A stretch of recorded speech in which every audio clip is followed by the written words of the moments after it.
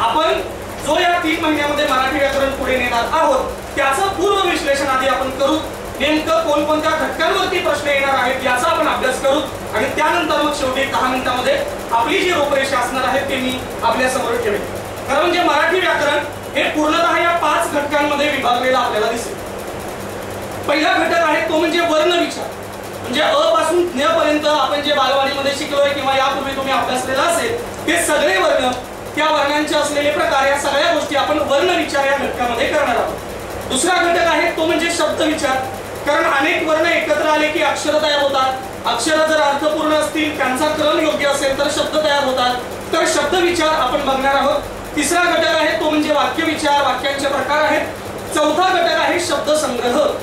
तुम्हाला हे जाणवेल की एकूण डोळ्यासमोर 5 घटक बघितल्यानंतर वर्ण विचार, शब्द विचार आणि वाक्य विचार यावरती आयोगाने अधिक फोकस केला असेल असं बऱ्याच विद्यार्थ्यांची मुलाखत घेतल्यानंतर मला असं जाणवलं. पण जर पूर्ण विश्लेषण आपण केलं तर आयोगाने नेमका फोकस कुठे केलेला आहे अशी धक्कादायक माहिती तुम्हाला 5 मिनिटांनंतर मिळणार आहे.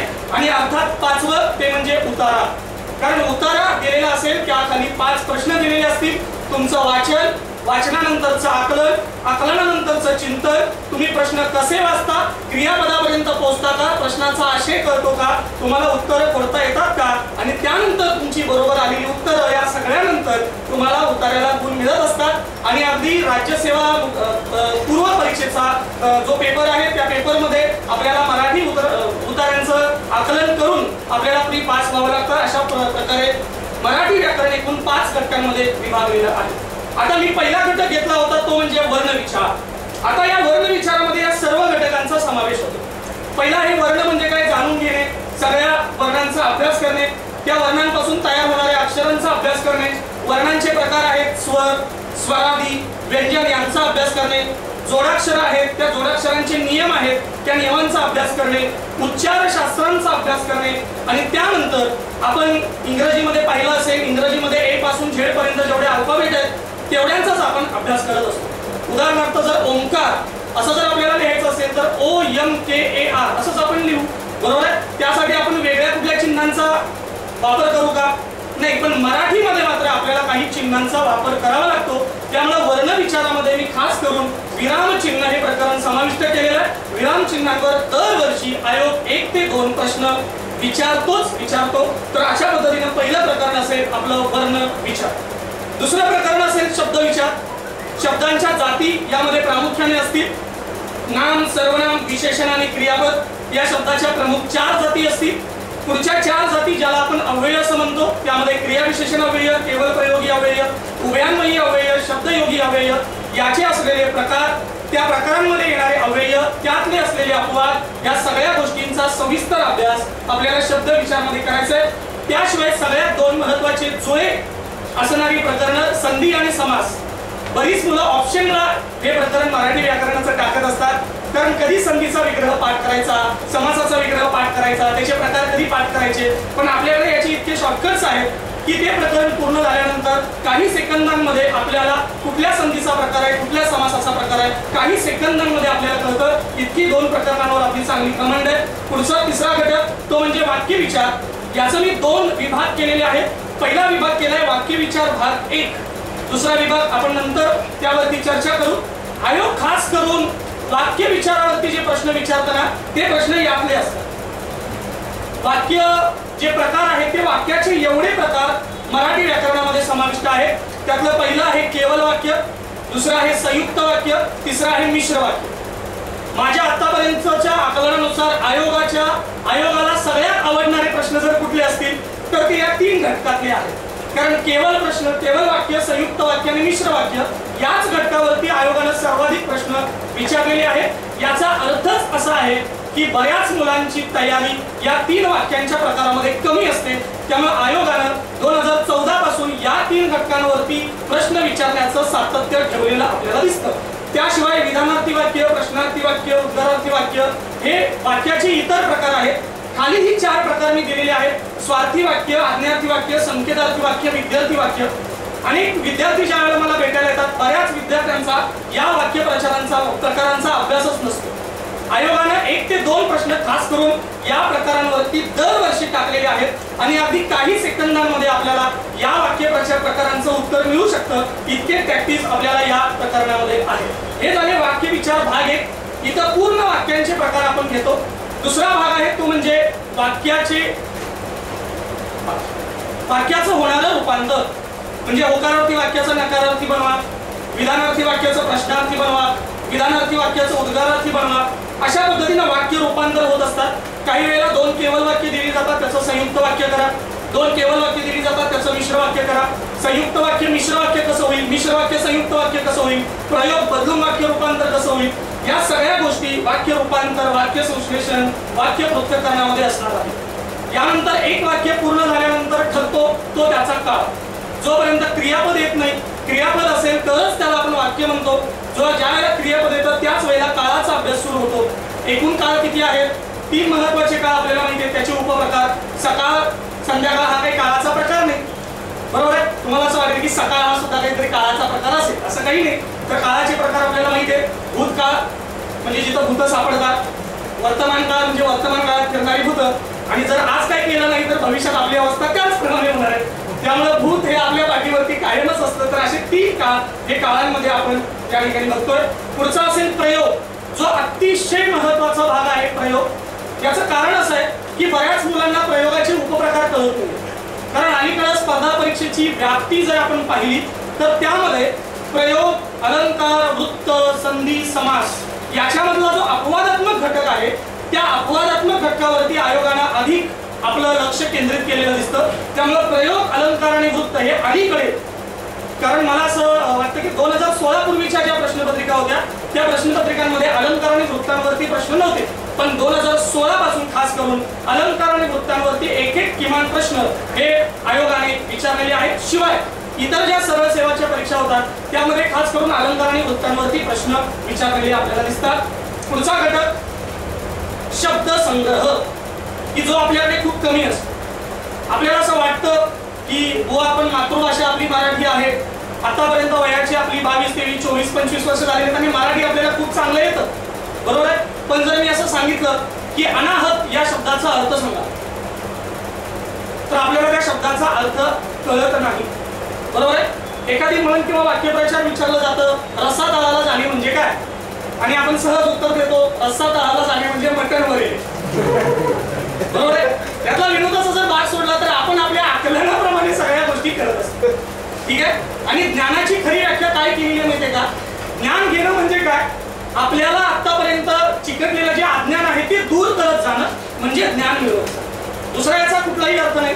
आपण आतापर्यंतच्या पारंपरिक शिक्षणामध्ये काही चुकीचे अर्थ घेतलेला असतो, त्यामुळे ते अज्ञान दूर करत जाणं म्हणजे ज्ञान मिळवत जाणं असाच तो अर्थ असतो.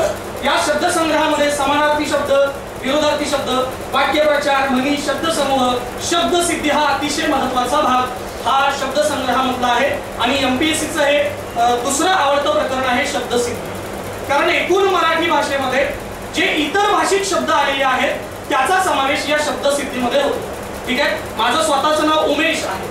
उमेश हे नाव मूळचं मराठी भाषेतलं नाही, तर ते संस्कृत भाषेत आहे आणि ते संस्कृत मधून मराठीत आलेलं आहे. त्यामुळे आपण त्याला तत्सम शब्द, तद्भव शब्द, देशी शब्द, कानडी शब्द अशी त्याची विभागणी करून आपण शब्दसिद्धी हे प्रकरण अतिशय सूत्रबद्धरित्या या ठिकाणी शिकवतो. खास करून मी त्याची काही कथानक पाटील सर तयार केलेली आहे. कारण कसं इतकी शब्द आहेत त्यामध्ये ते लक्षात राहणं खूप अवघड जातं. त्यामुळे कानडी शब्दांची एक कथा, संस्कृत शब्दांची एक कथा, तद्धित जी शब्द आहेत त्यांची एक कथा, त्यानंतर आपल्या गुजराती शब्दांची एक कथा, अशी कथानक मी या शब्दसिद्धीमध्ये बनवलेली आहे. त्यामुळे मुलांना ते लक्षात ठेवणं अधिक सोपं जातं. आणि त्यानंतर इतर शाब्दिक ज्ञान यामध्ये काही साहित्यिकांची नावं विचारली जातात, त्यांची टोपण नावं विचारली जातात, काही वेळा त्यांचे ग्रंथ विचारले जातात, साहित्यिक ग्रंथ आणि साहित्यिक जोड्या लावा यासाठी विचारले जातात, काही वेळेला वेगवेगळे अलंकारिक शब्द दिले जातात.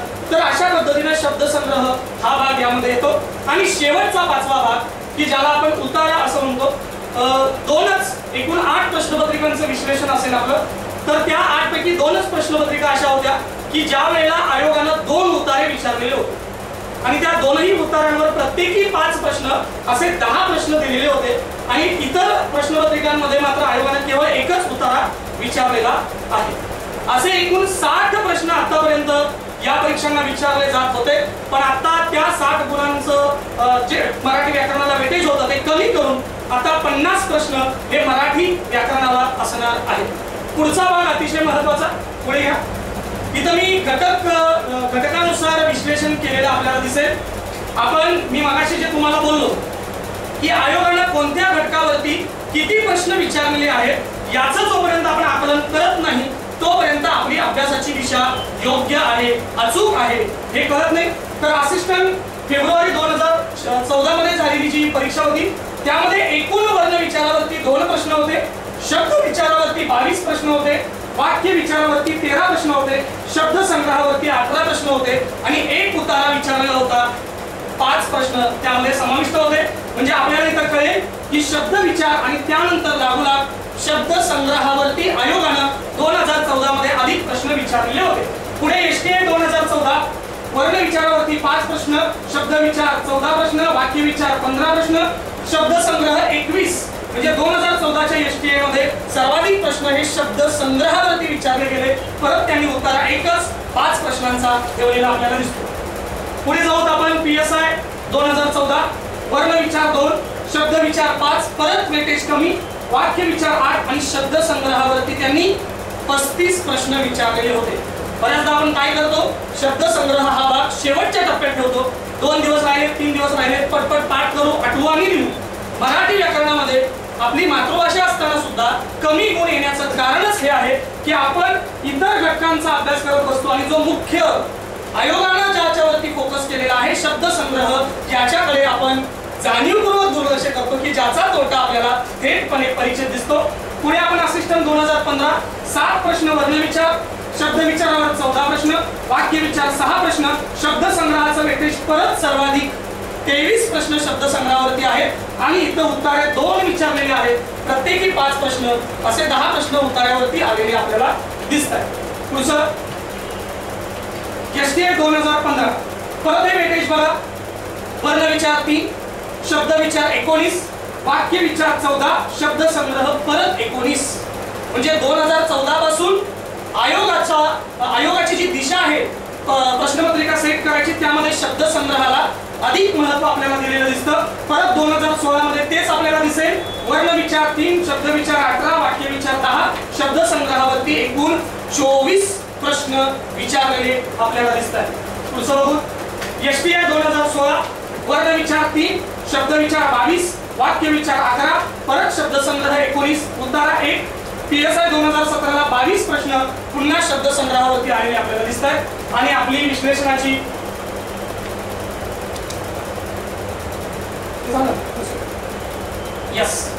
एकूण ज्यावेळेला मी टक्केवारी काढली या घटकांची आयोगाने विचारलेले एकूण प्रश्न तर एकूण 8 प्रश्नपत्रिकांचं विश्लेषण केलं. प्रत्येकी 60 प्रश्न होते.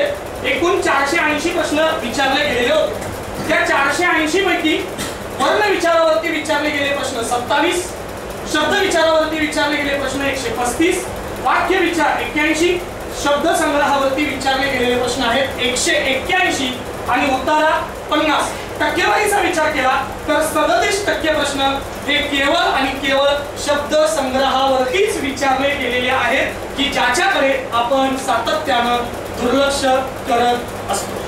ठीक आहे. तर एकूण या प्रश्नपत्रिकांचं जर विश्लेषण आपण पाहिलं तर ज्या पद्धतीनं आपण इंग्रजीला सरांनी सांगितलं की पहिल्या दिवसापासून इंग्रजीच्या शब्दसंग्रहाची जशी आपल्याला तयारी करावी लागते त्याच पद्धतीनं आपल्याला मराठी भाषेमध्ये सुद्धा प्रत्येक शब्दाची तयारी करावी लागते.